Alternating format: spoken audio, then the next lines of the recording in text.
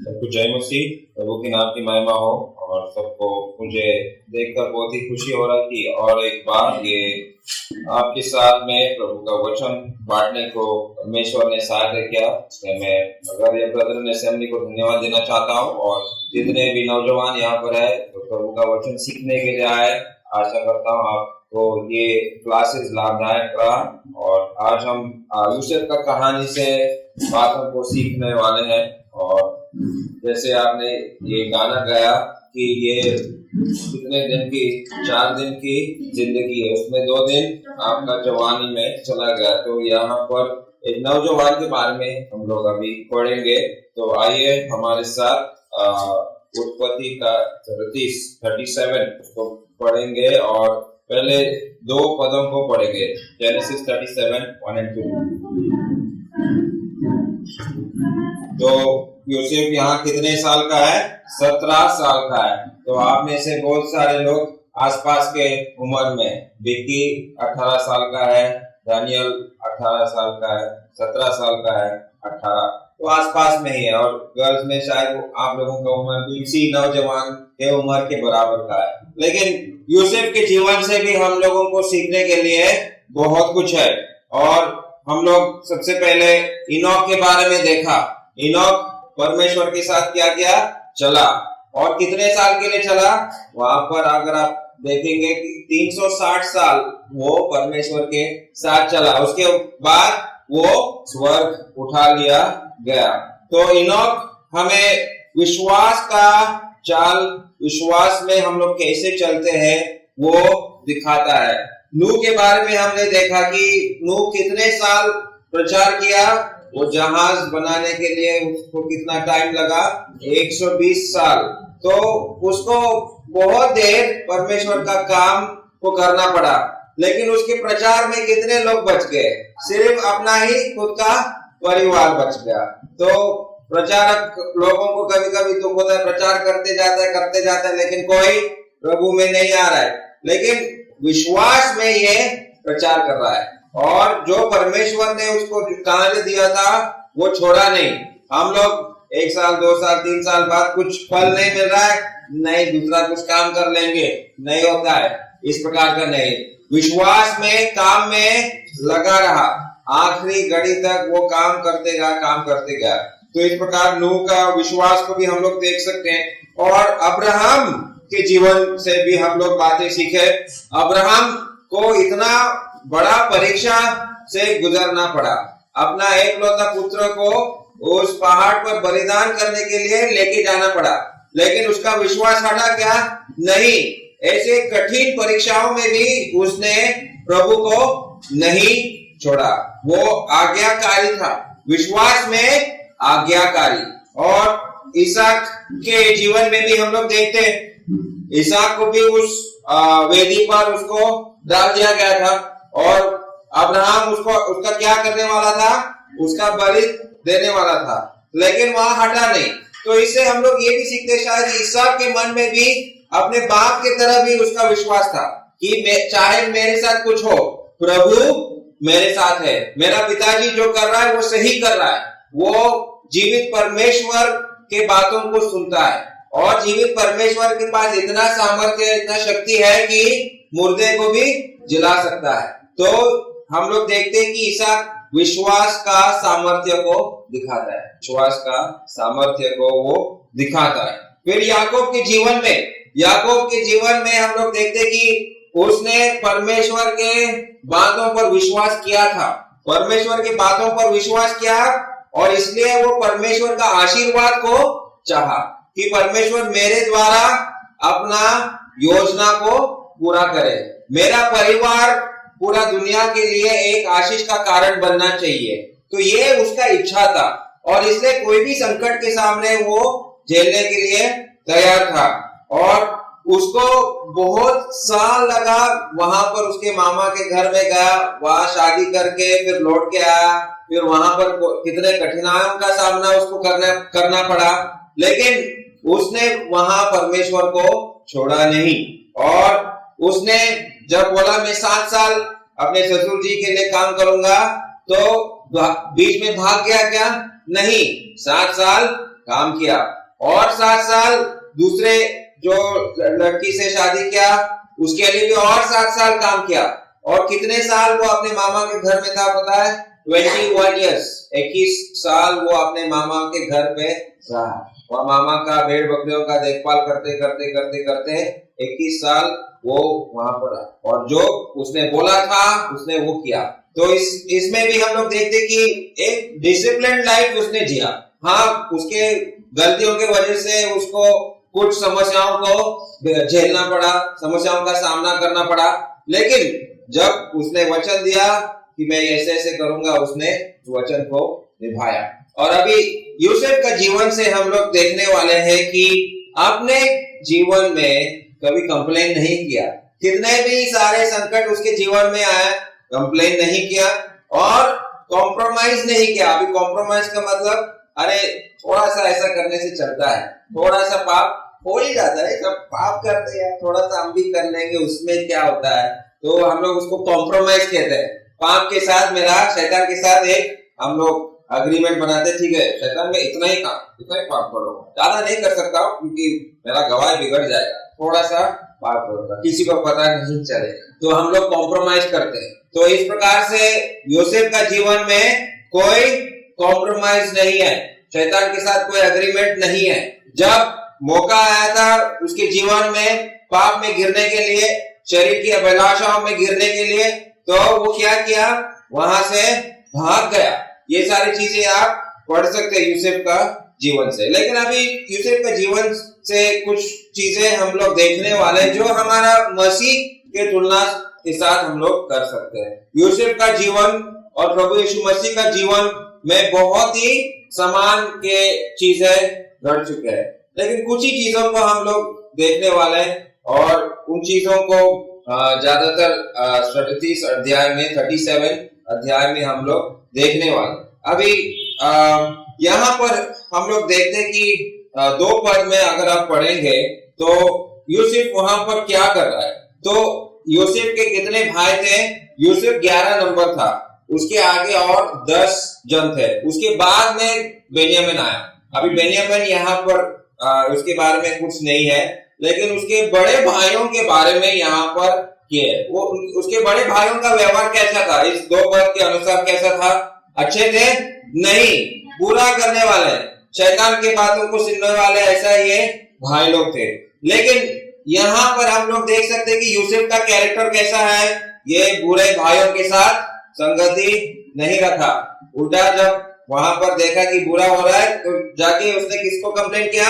अपने पिताजी को, याकूब को जाकर वो कंप्लेन करने लगे, देखो ये सब लोग क्या कर रहे हैं, बुरा कर रहे हैं।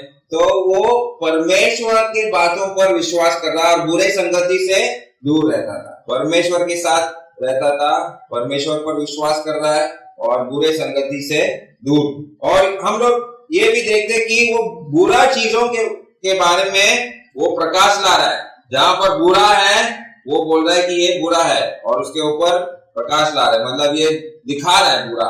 तो ये इसका दूसरा चरित्र के बारे में देखते कि जहां पर खराब चीजें हो रहे हैं उसके बारे में परमेश्वर पिता को भी वो बता रहा है। तो इससे हम लोग क्या सीखते? 2 चीजें हैं, एक बुरे संगति से दूर रहो, और जो बुरे चीजें हो रहे हैं उसको परमेश्वर पिता जाकर बोलो, प्रार्थना करो और बोलो, प्रभु मेरे आंखों के सामने ऐसी चीजें मुझे दिखाई दे रहा है, आप कुछ कीजिए इसके लिए, क्योंकि सर्वशक्तिमान परमेश्वर वो जानता है कि ऐसी चीजें हो रहा है। और जब कोई उसके ऊपर प्रार्थना करता है तो निश्चय परमेश्वर उस प्रार्थना को भी सुनेगा। तो ये खराब चीजों के बारे में हम लोगों को परमेश्वर पिता को बताना। तो अभी 4 पद को पढ़ो। तो यहाँ पर फैमिली प्रॉब्लम हो रहा है। एक तो यूसुफ जो है उनके भाइयों के बारे में बुरा चीजें वो लोग जो कर रहे हैं वो खबर जाकर पिताजी को दे, और पिताजी जो है अपने ये यूसुफ के ऊपर ज्यादा प्रेम रखता है। तो इसके वजह से बड़े भाई लोग जो है उसको नफरत करने लगा कि क्यों ये यूसुफ ऐसा हमारे साथ कर रहा है, क्यों हमारा खराब चीजें पिताजी को जाकर बोल रहा है। तो ये और भी संकट में अभी ये गिर गया।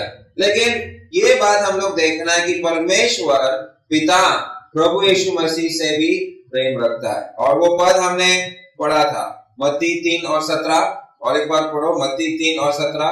तो परमेश्वर पिता भी प्रभु यीशु मसीह के बारे में वही गवाही देता है कि ये मेरा प्रिय पुत्र है। यूसुफ भी अपने बाप का एक प्रिय पुत्र था। प्रभु यीशु मसीह भी अपने स्वर्गीय पिता का प्रिय पुत्र है। पिता परमेश्वर उससे प्रेम रखता है। लेकिन भाई और बहनों, परमेश्वर पिता हमसे भी प्यार करता है। वो हमसे प्यार करता है, इसलिए उसने अपने एकलौता पुत्र प्रभु यीशु मसीह को इस दुनिया में भेजा। पिता का प्रेम हमारे ऊपर है, ये कभी नहीं भूलना चाहिए। जिस प्रकार परमेश्वर अपने प्रिय पुत्र पर प्रेम करता है, प्रभु यीशु मसीह पर प्रेम करता है, वो हमसे भी प्रेम रखता है। बाप हमसे प्रेम करता है। तो ये खुशी की बात है ये जानने के लिए कि परमेश्वर हमसे प्रेम करता है, पिता हमसे प्रेम करता है। ये खुशी की बात है या नहीं? तो पिता पुत्र से प्रेम कर रहा है। लेकिन संसार प्रभु यीशु मसीह के साथ क्या किया, जग ने उसके साथ क्या किया? जरा यूहन्ना का 15 अध्याय 18-19 पढ़ो। हाँ, तो जिस प्रकार यूसुफ के बड़े भाई उससे नफरत करते थे, उसको पसंद नहीं था, उसी प्रकार संसार भी प्रभु यीशु मसीह को नफरत करता है। उसका दिया हुआ वचनों को पसंद नहीं है। पिता परमेश्वर का वाणी प्रभु यीशु मसीह दुनिया पर लेकर आया, लेकिन दुनिया ने उसको एक क्रूस दिया, तो क्रूस पर टंगा दिया। जब हम प्रभु यीशु मसीह का आज्ञा पालन करते हैं, प्रभु यीशु मसीह के दिए हुए वचनों पर जब हम चलते हैं, ये जान लो कि दुनिया आपसे नफरत करने लगेगा। आपके बहुत सारे दोस्त लोग नहीं रहने वाले हैं। अगर आप सोच रहे हैं मैं प्रभु में रहूंगा और मेरे बहुत अच्छे दोस्त लोग भी रहेंगे, भूल जाओ। हमारे संसारिक दोस्त जो है धीरे धीरे आपको छोड़ देंगे, आपको कॉल नहीं करेंगे, आपसे कम बात करने लगेंगे। ये आप जान लो। अगर आप प्रभु यीशु मसीह से प्रेम करते हो, कि वचन पर प्रेम करते हो, संसार आपको नफरत करना शुरू करेगा। क्योंकि तुम भी जब वो गलत कर रहे हैं, तुम भी बताएगा अरे क्यों ऐसा कर रहा है यार, क्यों ये खराब सिनेमा देख रहा है, क्यों सिगरेट पीते हो, क्यों दारू पीते हो, क्यों गाली बकते हो, ऐसी बातें क्यों करते हो। आप जब सवाल करने लगते हैं, बोला अरे तू बहुत धार्मिक बेटा, तो समझ में नहीं आएगा, तो तुम्हारे दोस्त लोग तुमसे दूर जाएंगे और शायद कोई आपसे नफरत भी करना करेगा। जब आप प्रभु के वचनों पर चलने लगेगा तो इसका सामना आपको करना पड़ेगा। याद रहो, सब कुछ कुशल मंगल चलेगा ऐसा मत सोचो। बहुत सारे संकटों का सामना आपको विश्वासी जीवन में करना पड़ेगा। और यूसुफ के जीवन से हम लोग सीखते हैं। अगर मुझे सत्य का मार्ग पकड़ना है, अगर मुझे प्रभु यीशु मसीह का क्रूस उठाकर चलना है, तो मेरे जीवन में संकट, समस्याएं, परीक्षाएं आएंगे। लेकिन यूसुफ की तरह हम लोग हार नहीं मानना चाहिए। उन परीक्षाओं में परमेश्वर हमारे साथ है और ये यूसुफ का जीवन से हम लोग देखते हैं। अभी आगे बढ़ेंगे, 5 से 11 तक पढ़ो। अभी यूसुफ का जीवन में ऐसा हो रहा है कि उसको सपने आने लगा। देखो, नौजवान होने के समय आप लोगों को भी सपना आता है, मैं बड़ा बनूंगा, फैलाना फैलाना बन जाऊंगा, ये करूंगा, मैं उससे शादी करूंगा, मैं ऐसा करूंगा, ये नौकरी करूंगा। इस प्रकार के विचार आपके मनों में आता है। तो भविष्य के बारे में सोचना अच्छा ही है, बुरा नहीं। अच्छे चीजों के बारे में सोचना ये सही है। यूसुफ भी सपना देख रहा है, लेकिन ये सपना जो है, ये परमेश्वर उसको ये सपना दे रहा है। परमेश्वर उसे कुछ बता रहा है और वो सपना उसको पता था कि ये मेरा अपना सपना नहीं है, परमेश्वर मुझे कुछ दिखा रहा है। और इसलिए वो अपने भाइयों के पास भाग के जा रहे, मुझे एक सपना दिया, परमेश्वर ने कुछ बात बोला है। और जब उन्होंने सपना बताया, उनको समझ में आया कि ऐसा वो कह रहा है कि मैं दूसरे बड़े भाइयों के ऊपर राज करने वाला है। तो उनके बड़े भाइयों को गुस्सा आ रहा है, तू तो छोटा भाई है यार, तो हमारे ऊपर राज करेगा, तो हमारा लीडर बनेगा, ये कैसा हो सकता है, तुम तो सबसे छोटा है अभी। तो ये बात इनको बिल्कुल पसंद है, बड़े भाइयों को। लेकिन परमेश्वर भविष्य में क्या होता है वो जानता है। परमेश्वर भविष्यवाणी भी देता है, ये परमेश्वर का एक गुण है। कल क्या होने वाला है परमेश्वर जानता है और हमारे भला के लिए उसने हमारे मार्ग उन्होंने बनाया। अनंत काल का मृत्यु से बचाने के लिए भी उसने हमारे लिए रास्ता बनाया है, कार्य सुविधा हमारे लिए उसने रखा है। लेकिन प्रभु यीशु मसीह के जीवन में भी हम लोग देखते हैं कि प्रभु यीशु मसीह के बारे में भी बहुत सारे भविष्यवाणी दिया गया। और प्रभु यीशु मसीह भी जब अपने बारे में बताता कि इस प्रकार से मेरे बारे में बोला है, आप शास्त्र पढ़ो, शास्त्र में मेरे बारे में लिखा है, आप लोग अंधे हैं करके वो सदूकी और फरीसी लोगों को वो बता देते, आप शास्त्र अभ्यास ठीक से नहीं कर रहे हैं, शास्त्र में मेरे बारे में लिखा है। इस प्रकार से प्रभु यीशु मसीह भी उनको बताता था। तो प्रभु यीशु मसीह के बारे में भी बहुत सारे भविष्यवाणी बोला गया। लेकिन जब प्रभु यीशु मसीह उन यहूदी लोगों को ये सारी चीजें बताते थे तो भी और गुस्सा आता था। और एक समय ऐसा आया प्रभु यीशु मसीह के जीवन में कि जब उन्होंने शास्त्र पढ़ा और बोला कि आज शास्त्र पूरा हुआ, उस यहूदी समाज घर के लोगों ने क्या किया मालूम है? तो पकड़कर पहाड़ से फेंकने का कोशिश किया। आपने पढ़ा ना?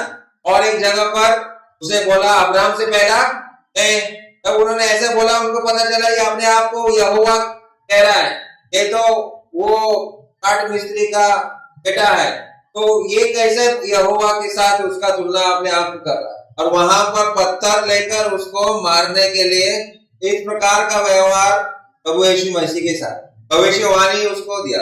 अभी ये भविष्यवाणियों के बारे में आप अपने पर्सनल स्टडी में आप पढ़ो, लेकिन प्रभु यीशु मसीह के बारे में लगभग 400 अलग अलग भविष्यवाणी किए गए पुराने नियम में। अगर उत्पत्ति का किताब से मलाकी का किताब तक अगर पढ़ेंगे, प्रभु यीशु मसीह के जीवन के बारे में बहुत सारे चीजें लिखे गए कि उसका जन्म कहां पर होगा और लोगों का व्यवहार उसके साथ कैसा होगा और उसका करीब का दोस्त उसको धोखा देगा और जब वो क्रूस पर मरेगा तो क्या क्या बोलेगा।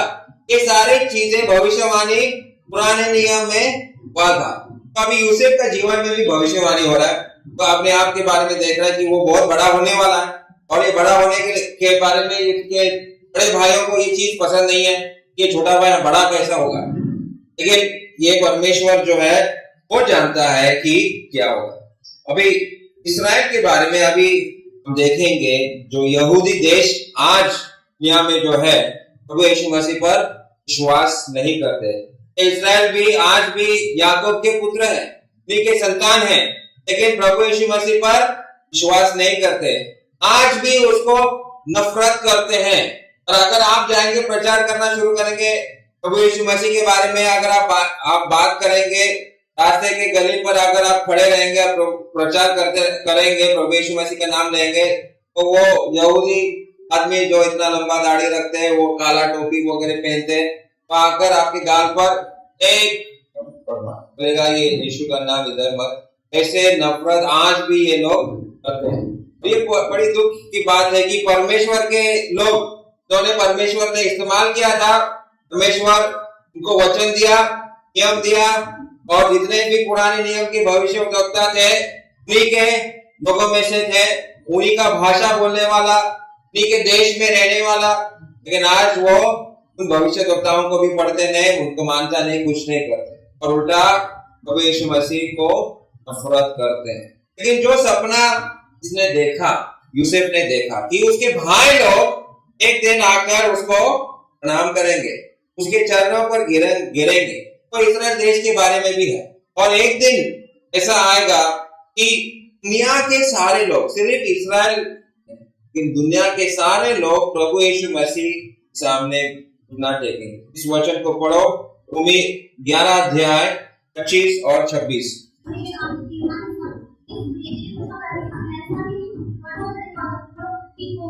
तो यहाँ पर इस वचन में साफ साफ लिखा है कि एक दिन ऐसा आएगा कि पूरा इस्राएल उद्धार पाएगा और वो छुड़ाने वाले पर वो विश्वास करेगा।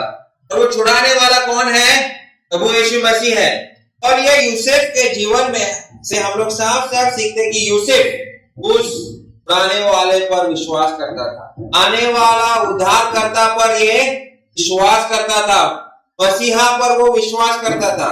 तो इस प्रकार से हम लोग साफ साफ देखते कि पुराने नियम में, उत्पत्ति का किताब में भी लोगों को किस पर विश्वास करना था? प्रभु यीशु मसीह पर। चाहे वो पुराना नियम हो या नया नियम, उद्धार केवल प्रभु यीशु मसीह में है। और प्रभु यीशु मसीह ने उस पुराने नियम के संतों के लिए एक रास्ता उन्होंने बनाया और अगर वो विश्वास करेंगे प्रभु यीशु मसीह आएगा, एक उद्धार करता आएगा, एक छुड़ाने वाला आएगा, तो परमेश्वर उनको बचाता।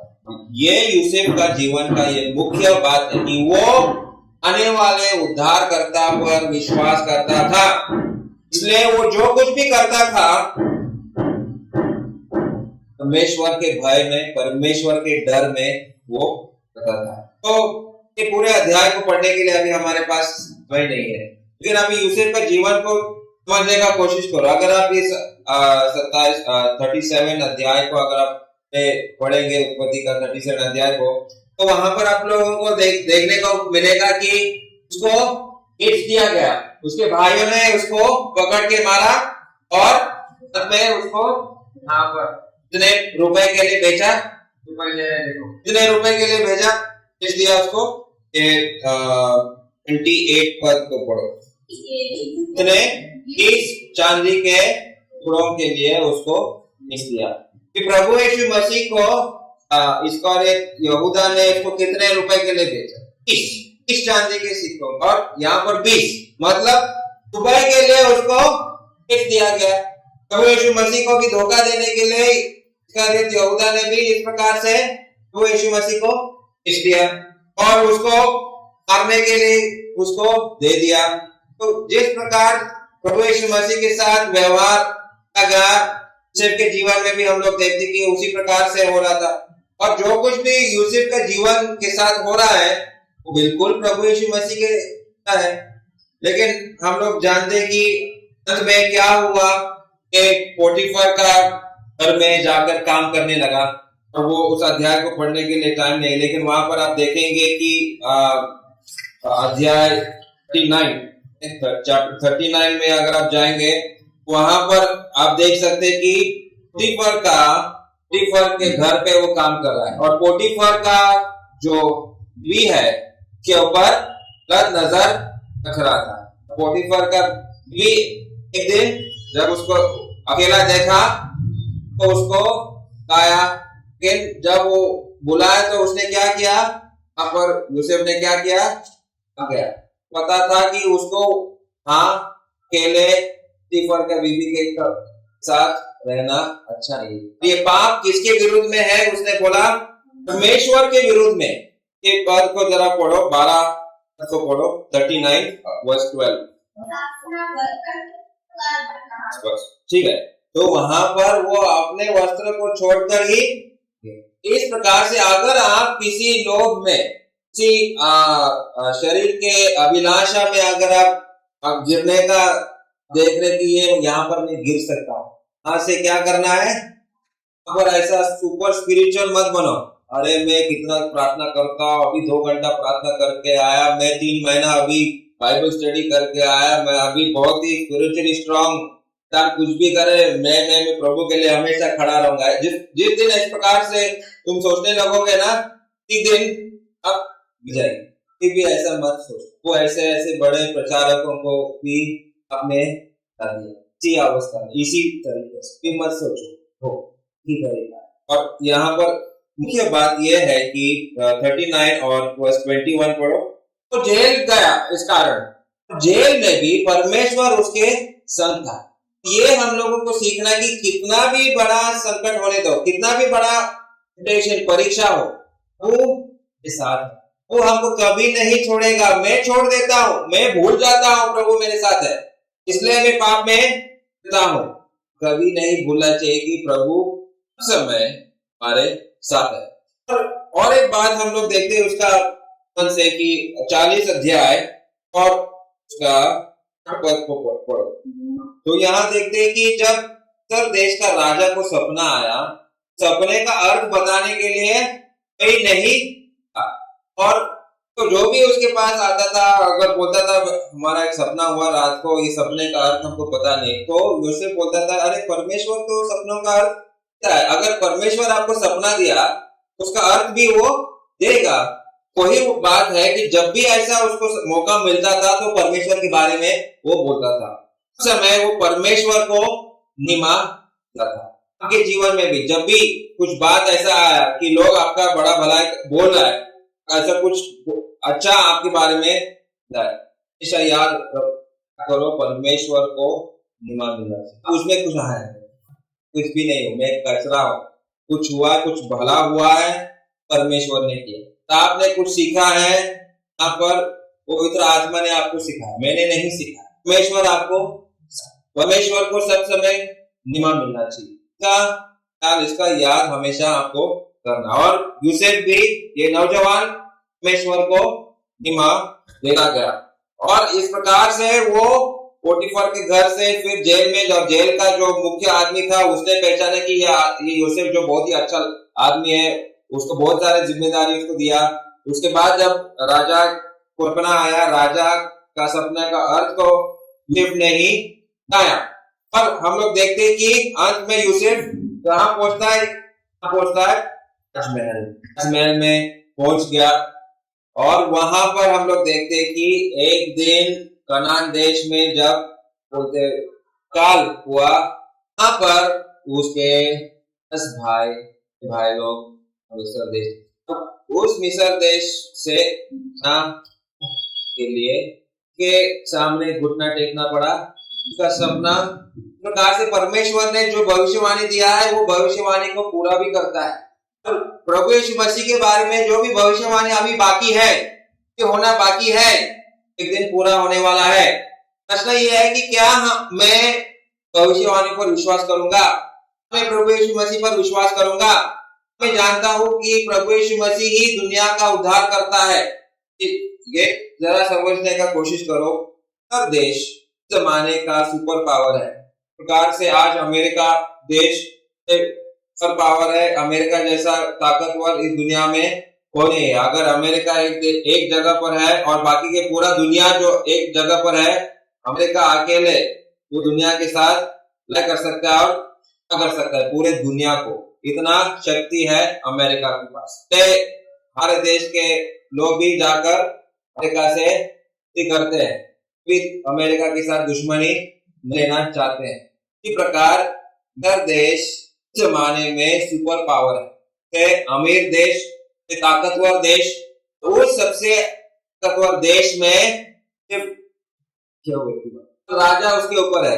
राजा से जो है इतना बड़ा जगह उसको, जो अकाल जब आया मिस्र देश में, सिर्फ मिस्र देश में नहीं, कनान देश में आया।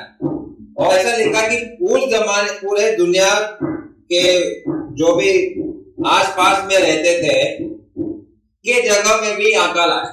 पर अमेरिका में अकाल आएगा तो वहां पर जो बिजनेस सब कुछ ठीक नहीं चलेगा, पूरी दुनिया असर पड़ता है। जो भी टेक्नोलॉजी हम लोग इस्तेमाल कर रहे हैं, टेक्नोलॉजी कहाँ से आ रहा है? अमेरिका से आ रहा है। अगर वहां पर कुछ समस्या हो तो दुनिया पर असर पड़ता है। तो आपको समझने का कोशिश करो। सिर्फ प्रभाव सिर्फ मिस्र देश पर नहीं है, का प्रभाव यहाँ के ऊपर है। इसलिए अगर आप आएंगे मेरे साथ और पढ़ेंगे 41 उत्पत्ति का 41 to 45 वहां पढ़ो।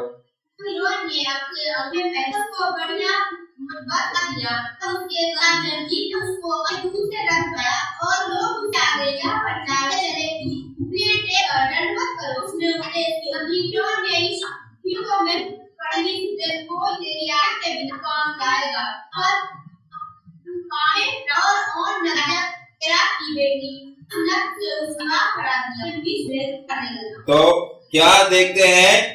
तो मिस्र देश का प्रधानमंत्री बना दिया गया और नया नाम दिया है। ये बात पर मैं आपको थोड़ा सा बताना चाहता हूं, आपका ध्यान उस नाम के ऊपर फोकस करो।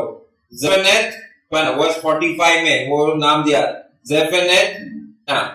ज़ेफनेत पना का मतलब है क्या का उद्धार करता। पना का मतलब क्या है? क्या का उद्धार करता। ये नाम कौन दे रहा है उसको? राजा दे रहा है। अन्य जाति का आदमी तो परमेश्वर को जानता भी नहीं, ने पहचान लिया कि सबके वजह से दुनिया को उद्धार मिलने वाला है। अकाल पूरा दुनिया के ऊपर है, उनके पास खाने के लिए कुछ नहीं है, जाएंगे यूसुफ अगर अपना बुद्धि ना लगाता तो 7 साल का जो अच्छा 7 साल का फसल जो उनको मिला अगर बचा के ना रखता तो अगले 7 साल में किसी को खाना नहीं मिलता।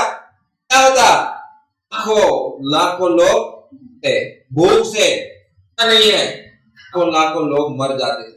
यूसुफ का बुद्धि के वजह से परमेश्वर ने उसको जो ज्ञान दिया का मतलब बताने का तो वजह से तो राजा बोल रहा है ये दुनिया का उद्धार करता है, के वजह से यहाँ के सारे लोग बच जाएंगे। तो लोगों को अगर खाना चाहिए तो उनको किसको पूछना है? सबको पूछना है। तो रोटी अगर हमको चाहिए मसीह को पूछना आपको चाहिए। ये हम सीखते कि यूसुफ के वजह से ना को उद्धार मिला। प्रकार प्रभु यीशु मसीह अभी ना का उद्धार करता है, हमको प्रभु यीशु मसीह की तरफ ही देखना है। तो किस प्रकार का वस्त्र पहना दिया आपने उसको वो पढ़ा 42 में किस प्रकार का वस्त्र उसको पहनाया? वस्त्र पहना मलमल के वस्त्र। हमारे प्रभु यीशु मसीह को भी इस प्रकार से दिया जाने वाला है। तो स्त्रियों का चिट्ठी 2 अध्याय 9 से लेकर 11 पढ़ो।